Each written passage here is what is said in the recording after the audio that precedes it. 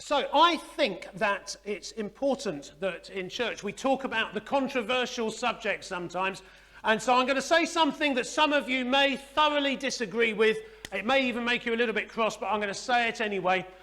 When you go to the cinema, one of the best things about the cinema is pick and mix. Who's with me? Fantastic. Those of you with your hands up, you are right. I love pick and mix. I absolutely love it. It doesn't feel right trying to watch a film without a bag of pick and mix on my lap. And Astrid, who was adamant at the point that I bought them that no thank you, I don't want any sweets, dipping in and taking 5 at a time as soon as the movie starts. That's how cinema works.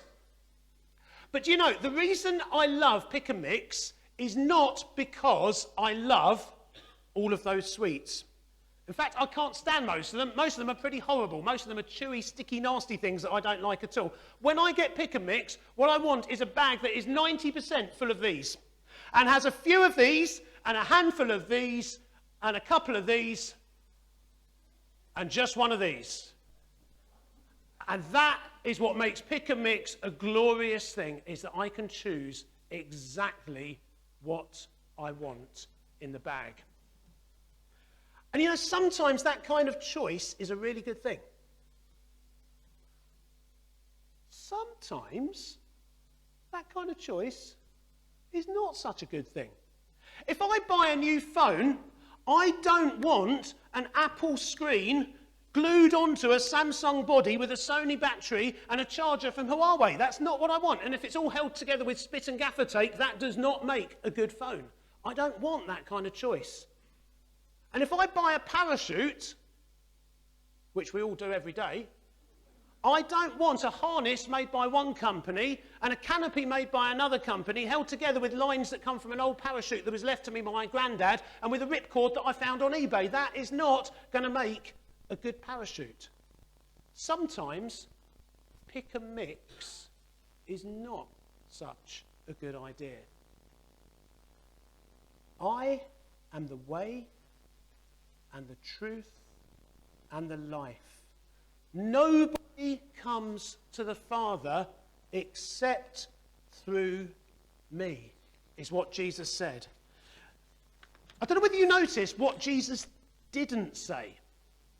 Because what Jesus didn't say was, I know the way to the Father, so I can give you directions.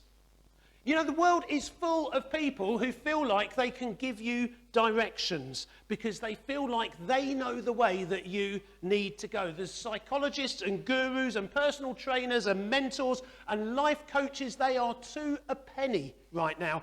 And there's nothing wrong with what any of those people do. Nothing wrong with it at all. But they're all saying, I think I know the way. Let me give you some directions. Kind of like Hannah was at the start earlier on. But Jesus is the only person who says, I am the way. And he didn't say, I know the truth. He said, I am the truth.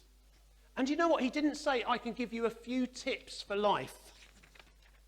And again, the world's full of people who will give you a few tips for life. He said, I am the life. We're surrounded by voices telling us how to live our lives. If you go to YouTube and type in life hacks, I promise you, you will be scrolling through for the rest of the week. How to chop a cucumber using a comb. How to clean your keyboard using golden syrup. Don't try that one, I made it up. I literally wasted an hour of my life when I was planning this talk because I did type life hacks into YouTube, and my goodness, you can be there forever. Jesus didn't offer us a few tips and tricks for how to live life that we could opt into if we want. This is all or nothing. I am the way. I am the truth. I am the life. Come to me or don't. But there's no half and half. Live your life in union with me or don't. This is not pick and mix. And the problem comes when we're following Jesus and we try to pick and mix bits of Jesus with other sources of direction and truth. And I realise that you might be thinking, well, I don't do that. I believe the Bible. I read the Bible, and that's what I take as being truth for life. But I wonder. Yeah, God says, I will never leave you or forsake you. He says, I watch over you and I don't slumber. He says, I'm with you in the midst of everything. He says, I will never let you go. But when you're scrolling through Facebook and you read those posts by those people that think that they've discovered something that nobody else knows, and there's some shadowy truth that they want to reveal to us, you know, that one rogue scientist or doctor that wants to tell you the terrible truth that the rest of the scientific community don't want you to know, and we read it and we start to believe it. And our anxiety goes through the roof because what if this is actually true and God hasn't realised it? And it's easy to pick and mix bits of truth from different sources and buy into some bonkers conspiracy theory and lose sight of the fact that Jesus says, I've got you. I've got you. And you know, God says, you are loved and valued. That's truth. You have gifts and purpose and a God-given destiny in life. But when you start hearing that little nagging voice that every single one of us has some of the time, and some of us have a lot of the time, inside our heads that says, you know what, you're useless. You know what, you're worthless. You know what, you're pointless. You know what, you're never going to amount to anything. And we all get that voice sometimes. But it's a lie. And if we start to pick and mix the truth of what Jesus says with the lies that sometimes whisper themselves inside our head, then we're losing sight of Jesus being the truth.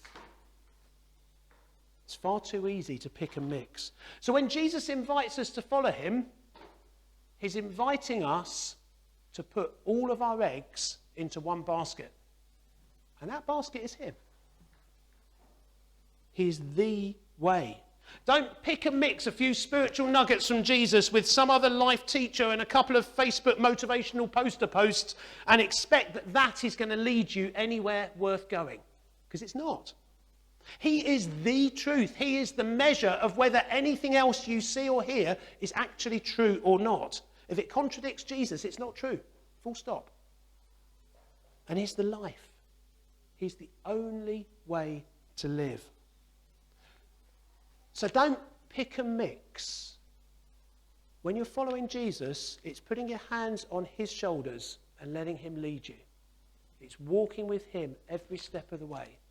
And it's shutting out those other voices that contradict him, because he is the way and the truth and the life.